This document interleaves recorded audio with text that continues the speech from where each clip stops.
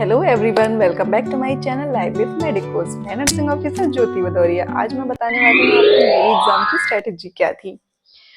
तो मेरा एग्जाम जो था 2 पार्ट्स में डिवाइड था, प्री एंड मेंस में। तो सबसे पहले हमें हार्ड वर्क पे नहीं स्मार्ट वर्क पे फोकस करना होगा, क्योंकि आज कंपटीशन इतना हाई हो चुका है तो हमारे पास इतना टाइम नहीं रहता है नहीं है। तो मेरे लिए यूपीपीएससी का एक ये बेटर ऑप्शन था, क्योंकि इसमें जनरल कैटेगरी की जो एज होती है वो 40 ईयर्स तक होती है।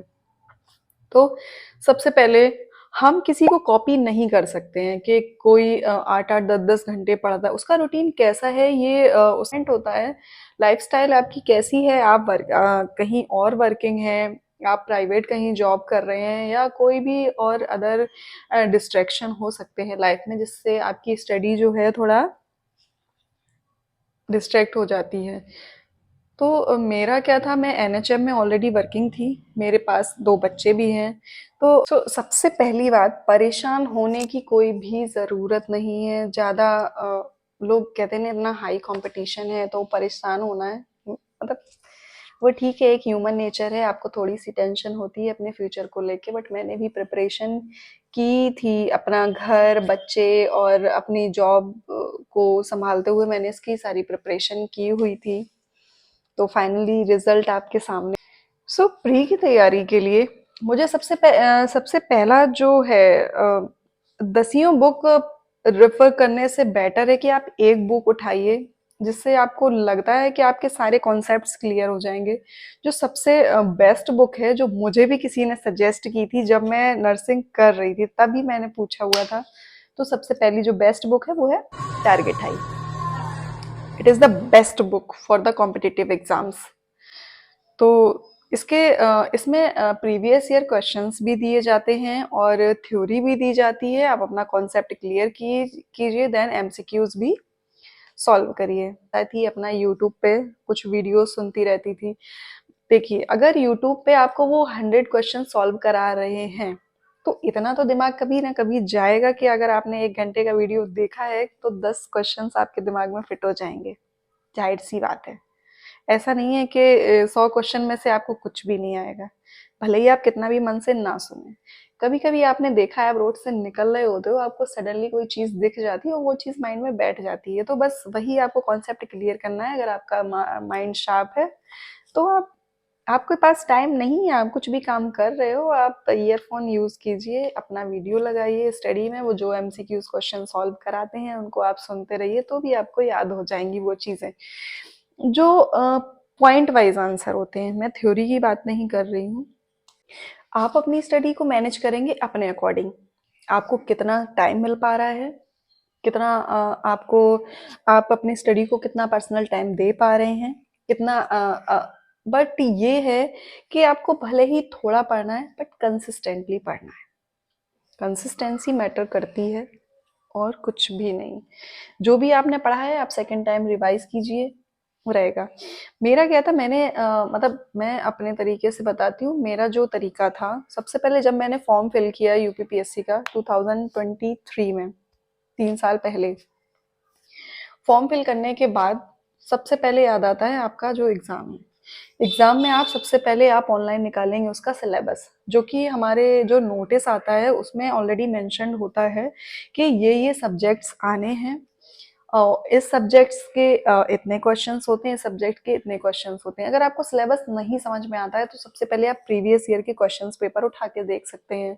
मेरे पास 2 सैम्पल पेपर थे, जो 2021 में जो एग्ज़ाम हुआ था उसका, उसमें शायद एक ही एग्ज़ाम हुआ था, प्री और मेंस नहीं हुआ था, सिर्फ एक ही एग्ज़ाम हुआ था। तो इससे मुझे प्री का कोई आइडिया नहीं था कि किस तरीके से मतलब क्वेश्चंस आएंगे, क्योंकि ये जो नई गाइडलाइंस थी प्री और मेंस का एग्ज़ाम कराने वाली। तो जो नोटिस निकला था उसमें सारा मेंशन किया हुआ था कि इस तरीके से क्वेश्चन आएंगे। जो प्री वाला जो क्वेश्चन पेपर था उसमें एमसीक्यूज थे, जिसमें 200 क्वेश्चंस थे। 0.5 मार्क्स का 1 क्वेश्चन, यानी कि 2 क्वेश्चंस सॉल्व करने पे 1 मार्क मिलेगा। एंड वन वन थर्ड की जो थी वो नेगेटिव मार्किंग थी, यानी कि 3 क्वेश्चंस रॉन्ग होने पे आपका 1 मार्क चला जाएगा। तो आपको बहुत ही मतलब बहुत ही ध्यान से, कुछ लोगों को होते हैं तुक्के सही लग जाते हैं, उसमें हो जाता है, ऐसा कुछ नहीं होता है आपके। मेरे तो तुक्के कभी सही लगे नहीं है आज तक, वरना आज मैं इतनी लेट नहीं हो जाती। उसके बाद एमसीक्यूज में आपकी history, geography, science, GK, Hindi, English, reasoning subjects होते हैं, उसमें सब कुछ ही आया था। तो आपको पढ़ना पड़ेगा प्री के लिए बहुत ज्यादा, क्योंकि पहले तो प्री क्लियर करना है। अच्छा, कुछ बुक्स ऐसी हैं जो मैं एक पर्टिकुलरली इंडिविजुअली सब्जेक्ट्स के हिसाब से आपको बता सकती हूँ, जैसे कि लाइक पीडिया की जो रिम्पल शर्मा बुक है वो बेस्ट है। गायनी के लिए, ऑप्शन गायनी के लिए मेरी जो फेवरेट है वो डीसी दत्ता है। थोड़ी सी टफ है बट हैं, मुझे सबसे उसकी एक्सप्लेनेशन इतनी अच्छी है कि आप एक बार समझ समझ जाएंगे तो शायद आप भूलेंगे नहीं वो चीज़ें। से बिलोंग यूपी बोर्ड से होने का एक मुझे बेनिफिट ये मिला कि मेरी हिंदी अच्छी है, तो हिंदी में भी मार्क्स मेरे आ गए अच्छे, ज़्यादा कट नहीं हुए। वन लाइनर क्वेश्चंस प्रिपेयर कीजिए और जीके पे भी फोकस करनी है। GS is most important for pre exam. So YouTube पे कई सारे चैनल्स हैं जो हमें एग्जाम की प्रिपरेशन कराते हैं। आप उनको, मतलब ऐसा कोई नहीं है, बिना पैसे खर्च किए भी आप प्रिपरेशन कर सकते हैं। यूट्यूब पे देखिए, वीडियोस देखिए, आपको क्वेश्चन जो लोग सॉल्व करा रहे हैं उनको सुनिए, आप उनको लिख के भी रख सकते हैं, आप उनको रिवाइज करते रहिए।